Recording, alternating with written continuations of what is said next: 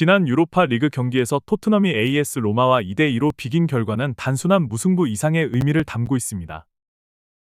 이 경기는 손흥민의 리더십과 경기력이 다시 한번 빛난 순간이었지만, 동시에 토트넘이라는 팀이 가진 전술적 약점과 손흥민에 대한 의존도가 얼마나 심각한지를 여실히 드러낸 경기였습니다. 손흥민은 두 골을 넣으며 자신의 세계적인 클래스를 입증했지만, 그의 활약만으로는 팀 전체의 구조적 문제를 해결하기에는 역부족이었습니다. 이번 경기는 손흥민과 토트넘 모두에게 중요한 전환점으로 작용할 가능성이 큽니다. 손흥민은 단순히 뛰어난 축구 선수 그 이상입니다.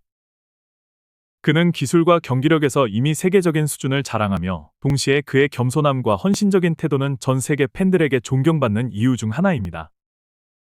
AS 로마의 주제 무리뉴 감독이 손흥민을 전 세계에서 안티팬이 없는 유일한 선수 라고 극찬한 것은 단순히 그의 경기력만을 두고 한 말이 아닙니다. 손흥민은 그의 행동과 태도로도 축구 팬들과 동료 선수들에게 모범이 되는 존재입니다. 이번 경기에서도 손흥민은 그러한 면모를 유감없이 발휘하며 토트넘의 중심으로서 빛을 발했습니다.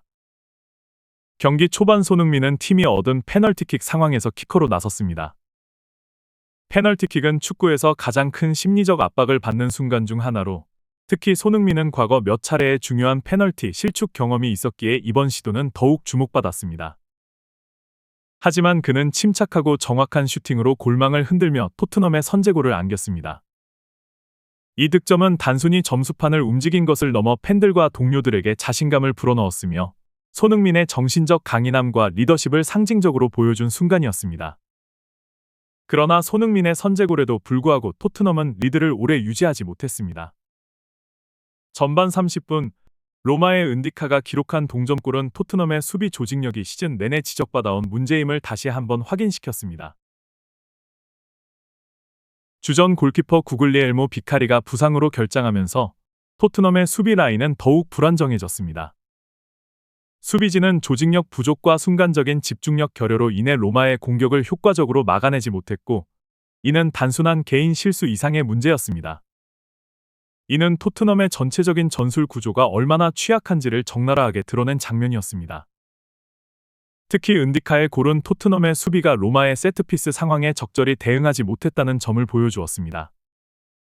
상대 팀이 제공권을 활용해 득점할 기회를 만들 때 토트넘의 수비진은 제대로 된 대처를 하지 못했고, 이는 결국 동점골로 이어졌습니다. 팬들과 전문가들은 이러한 문제들이 시즌 내내 반복되고 있다는 점에 주목하며, 포스테코글루 감독의 전술적 접근과 수비 조직력 강화의 필요성을 강하게 제기하고 있습니다.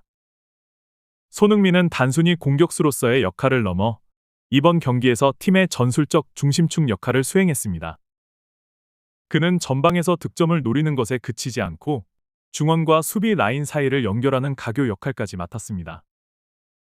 후반전 중반, 그는 로마의 공격을 차단하기 위해 수비 깊숙이 내려갔고, 이 과정에서 상대 선수로부터 공을 빼앗은 뒤 곧바로 정확한 롱패스를 크로세스에게 전달했습니다.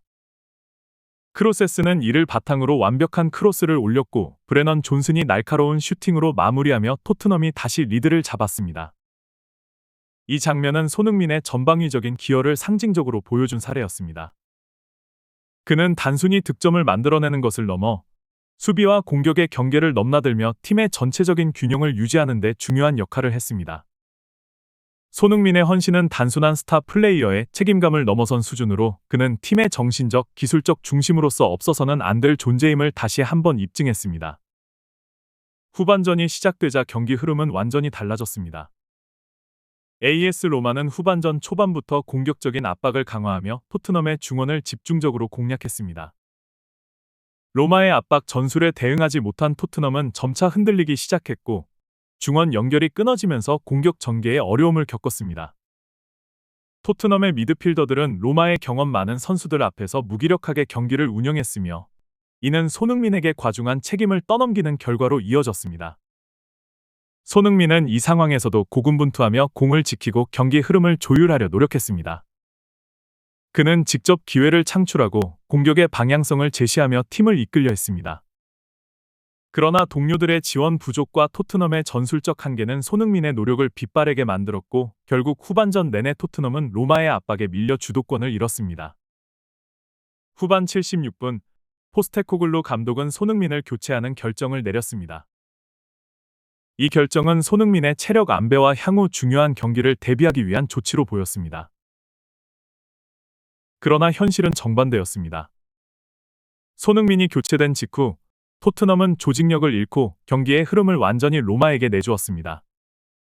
손흥민이 없는 상황에서 팀은 균형과 동기부여를 상실했고 이는 곧바로 실점으로 이어졌습니다. 추가 시간에 로마의 마츠 멜스가 헤딩으로 동점골을 성공시키면서 경기는 2대2로 종료되었습니다.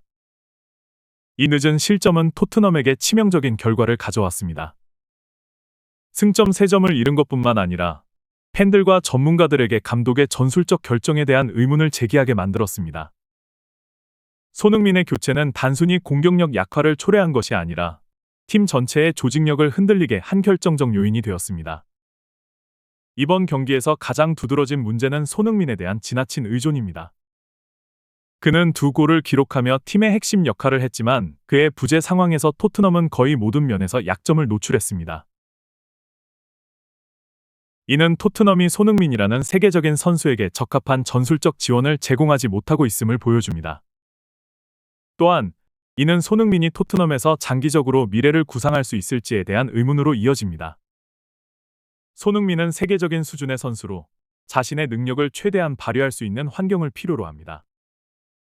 만약 토트넘이 현재의 구조적 약점을 극복하지 못하고 손흥민에게 필요한 지원과 전략적 비전을 제시하지 못한다면 그는 더 높은 목표와 도전을 찾아 새로운 팀으로 이적할 가능성이 충분히 현실화될 수 있습니다.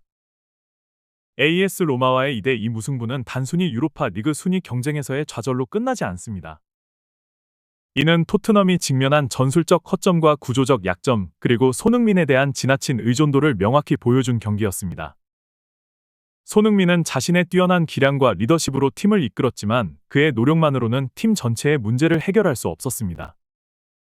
팬들은 단순한 승리 이상의 것을 기대합니다.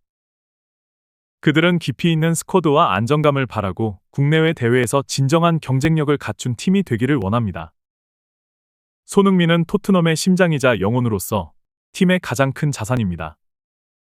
그러나 그가 더 큰 무대에서 자신의 꿈을 이루기 위해 떠나는 것을 막기 위해서는 토트넘이 지금 당장 구조적 변화와 팀의 비전을 재정비해야 할 필요가 있습니다. 이번 경기는 단순한 무승부가 아니라 토트넘에게 주어진 엄중한 경고입니다. 손흥민이라는 세계적 스타가 팀의 중심으로 자리하고 있는 동안 팀이 그의 수준에 부합하는 성장을 이루지 못한다면 그가 떠나는 순간 토트넘은 더 큰 위기에 직면하게 될 것입니다.